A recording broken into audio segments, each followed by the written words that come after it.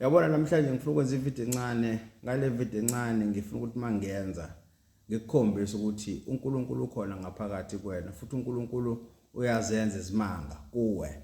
Futhi wena unamandla okukhuluma isimvelo wena. Ulimi lakho liyadala. Uma ngifuna ukukhuluma kahle kahle ngamandla amanzi njengoba mhla ka-16 June kobe kuyisonto ngobe ngihambisa abantu eMpophomeni, sobe seMpophomeni mhla ka-16 June soqaqa izibopho, soqaqa amafinda afasiwe, aboshiwe, socela ukuphakamisa inhlanhla, sogeza ukuphehlwa kwamanzi amnyama. So kuningi esizobe sikwenza mhla ka-16 June eMpophomeni. Kodwa ngifuna ukwenza ivideo encane ezokukhombisa ukuthi nawe unawo amandla okukhulumisa imvelo ikulalele. Ubona amandla amanzi ukuthi angakanani. Uma abantu abaka-Israyeli benqamula sebebhekene nolwandle, uMose uselikhomanda ulwandle, usekhuluma nalo ulwandle, uMose khuluma nalo ulwandle, uMose bese liyadabuka, bese ewela nabantwana abaka-Israyeli banqamlisa kweJordani masizwa ngokweBhayibheli. Yabona? Bese kube khona le ndoda le eyibutho lempi holimpi yesibanjwa ubulephero. The mayifika kuElisha ethi akayisindise, wathi ayihambe iyongena emanzini ngasikhombisa. Induna yempi ihamba namabutho, uma ingena emanzini okwesihlanu siyaphakama iyavuka ithi lokufa kusekhona yini. Wayesethi omunye cha ukuthi wengena ka-7, wangena kwesithupha, wangena kwesikhombisa, ukufa okwakukhona kena kwaphela. So unawo amandla nawe ukukhuluma namanzi, khuluma nemvelo, ikuzwe, ikulalele, ngoba ngaphakathi kuwe ukhona uNkulunkulu. uNkulunkulu wekazazidale zonke izinto ebesethi thina ngeke zikwazi ukusilalela njengoba adala izulu nomhlaba. Wayesesikhafulela ngomoya wakhe, wasinikeza amandla ukuthi ngisho imvelo uma uNkulunkulu engaphakathi kithi sikwazi ukuthi sikhulume naye, silalele sizwe. Yabona? So ngifisa ke mina ukuthi ngikucacisele ukuthi uyakwazi ukukhulumisa amanzi nawe. Ayikho into yenza ingaphumeleli uma uNkulunkulu engaphakathi kwena. Ngaphakathi kuwe kukhona uNkulunkulu. Ubumnyama nobukhanya busenhlizweni yomuntu. Kuyanga ukuthi wena imuphi umnyango ufuna ukuwuvula. Uma uvula umnyango wenhlizwe embi, uvula umnyango womona, uvula umnyango wenzondo, uvula umnyango wenhlebo, ubumnyama lokho sokubamukela ngaphakathi. Uma uvulela ukuthakatha, uvulela ukuhleba abantu, umnyango lo sokuyivula wena ngaphakathi kuwe. Kodwa futhi nangaphakathi kuwe kukhona ukukhanya. Uma uzoba nothando, uzoba nozwelo, uzoba neqiniso, ungamkhohlisi omunye umuntu, ungafarisi.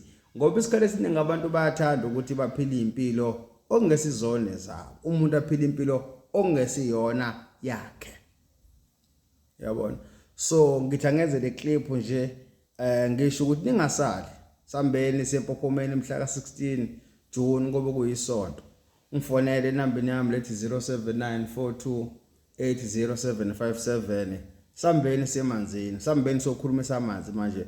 Sambeni soqaqa izibopho zethu ezaboshwa. Ungithinte ku-061 921 9881. Sishone phansi emanzini eMpophomeni. Siyakanye ke eMpophomeni onyakeni ngoba akufanele eMpophomeni siye njalo esizibeni ngoba sokukhona abanikazi ufuna sikhombisa ukubahlonipha, sibuyelele siphindelela. Kofanele simcele kuNkulunkulu ukuthi akabe ngakithi ngalelo langa. Ngalelo langa sobe siyangala ke eMpophomeni kuloyo ofinyelela ukuthi abhuke sambeni naye sena eMpophomeni mhla ka-16 June. Ayidliwe ingulube. Ungayidli ingulube so emanzini ngoba uzodala inkinga. Hayi ngoba inenkinga kodwa ingelosi yamanzi kwenye inkathi buyibe nenkinga nayo kwabayidlayo. Well ke maswe eMpophomeni ngelanga esohamba ngalo kufanele ungalenzi ucansi ngayizolo ngoba sobe siyekuhlambulukeni. So cela inhlanhla manje akufanele kufike lapha manje wena ulindile kunokungcolo nama unephunga eliselisha nje kwenegazini ngoba uyobukhombisa ukuthi uyihlonipha impophoma mangabunjalo. Impophoma esihambayo ukuthi ineziba. Impophoma engena queue akuyona impophoma esifike silinda abantu besebenze beqede bese nathi siyacha siyifica ihleli nje silindile nje ngoba akuyona impophoma ehanjwa enombani. Le mpophoma ke leyo ehanjwa yimina ayidingi ukuthi ufake ophaqa, ifuna ukuthi ufase amateki impela ngoba it's kind of hiking, siya hike maze khona. Phela indawo ecishibe njalo ngoba isekusithekeli ijulile.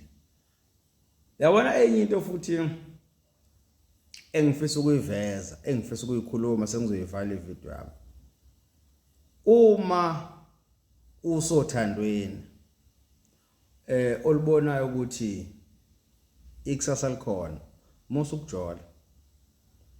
Uyazi ukuthi kunothando elikedlibhizwe umuntu wesithathu kanti uthunyelwe uSathane ukuthi hamba odlibhiza lo mjolo noma hamba odlibhiza lo mshado noma hamba odlibhiza lo luthando ngoba inzalo yalabantu izokhipha abameli, inzalo yalabantu izokhipha othisha, inzalo yalabantu izokhipha abantu abazokwazi ukuthi bekhandisizwe inhlanhla kulomuntu nenhlanhla kulomuntu ngokwesimo samathongo abo asikho isiqalekiso bese kuthunyelwa idemon kuthiwe idemon hamba odlibhiza luthando lolu. Lonto uyibona kanjani? Uyibona ngokuthi luthando lomnandi bese kube khona inkanuko evukayo engenasidingo, kube khona umuntu obona usumthanda olofesande ungazi kanjani ubone sekukhona insizwe kushela uma ngabe uyintombi noma uma ngabe unkosikazi uganele ungazi kanjani. Uthola ukuthi manje senilimaza lento edalwe uNkulunkulu nalento okuyiyona eyisibusiso phakathi kwenu. So ungayenzi lonto ngoba omubi akayithandi into enhle. Ngake ngaba ne conversation nomunye ubaba engixoxela ethi yena uyayisola ukuthi wajolelani ngoba ilanga ajola ngalo ilanga unkosikazi akathola ngasisichitho. Yabo? So kunabantu abazozama ukusondela empilweni yakho hayi ngoba kulabo bantu khona into enhle abayiphethe noma ini abakufisela kodwa bafuna ukuzomosha. So be careful of a person you bring into your life. Be careful of a person who you bring closer to your loved ones. Ngoba abanye abantu abezi ngoba bezokwakha basuke bezobhidliza.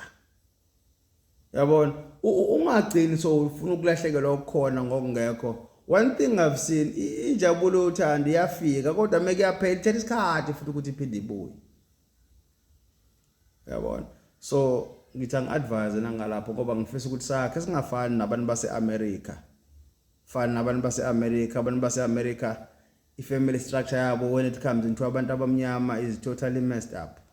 Uyayibona? Totally messed up. So if kukhona lo muntu ombona ukuthi ningakha naye valela iminyango yenkanuko nibhekane nobabili kanje ningamfaka umuntu wesithathu ngoba uzoyinyova lonto. Uma ngqoqongqoko uhawa umatho omonya okhafulo sekubolile uyabonga.